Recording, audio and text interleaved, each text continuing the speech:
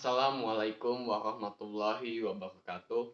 Perkenalkan, nama saya Hairul Anam Maulana, mahasiswa UIN Sunan Kalijaga, Yogyakarta, Prodi Manajemen Pendidikan Islam.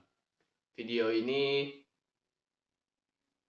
diambil untuk memenuhi tugas UTS Manajemen Peserta Didik dengan dosen pembimbing Ibu Wiji.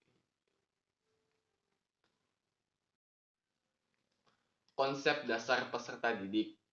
Peserta didik adalah sekelompok orang yang melakukan usaha menemukan sebuah hakikat kebenaran dengan bantuan seorang yang dianggap lebih ahli terkait suatu bidang dalam melangsungkan kegiatan pendidikan. Diperlukan sejumlah analisis terlebih dahulu sebelum pelaksanaannya.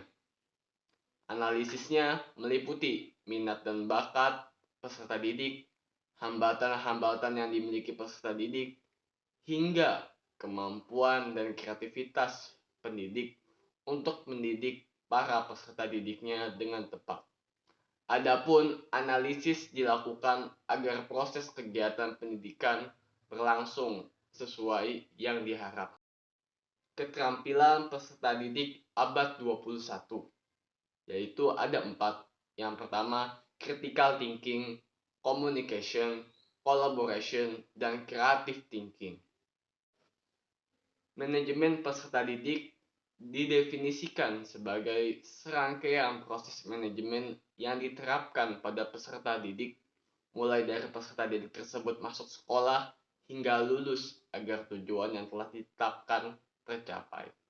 Konsep dasar manajemen peserta didik terdiri dari kata manajemen dan peserta didik, yaitu manajemen dalam bahasa Inggris yaitu management, berarti pengelola, pengurus, atau pengendali. Lalu penerimaan peserta didik baru.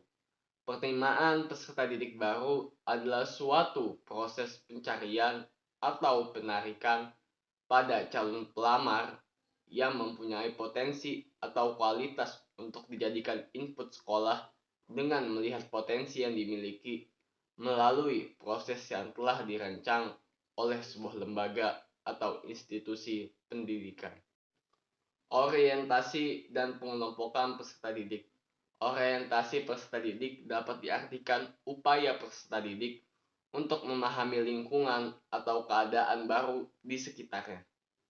Pengelompokan peserta didik adalah penggolongan peserta didik berdasarkan karakteristik tertentu yang digolongkan agar mereka berada dalam kondisi yang sama.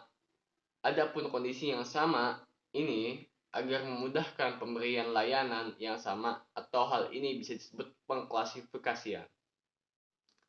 Sistem zonasi. Sistem zonasi atau PPDB sekolah negeri milik pemerintah daerah, yaitu wajib menerima calon peserta didik yang berdomisili pada radius zona terdekat dari sekolah paling sedikit sebesar 90% dari total jumlah peserta didik yang akan diterima.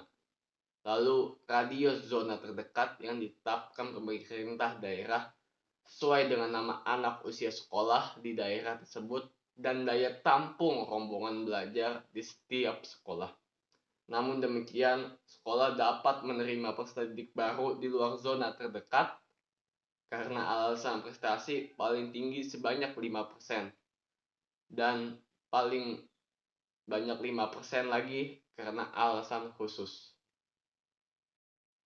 Kemendikbud Nadiem Makarim memberikan ulasannya untuk mempertahankan sistem zonasi, yaitu yang pertama adalah akomodasi siswa prestasi dan tidak mampu. Yang kedua, memberikan fleksibilitas pada daerah. Yang ketiga, pemerataan kualitas dan kuantitas guru. Mungkin cukup sekian dari saya. Wassalamualaikum warahmatullahi wabarakatuh.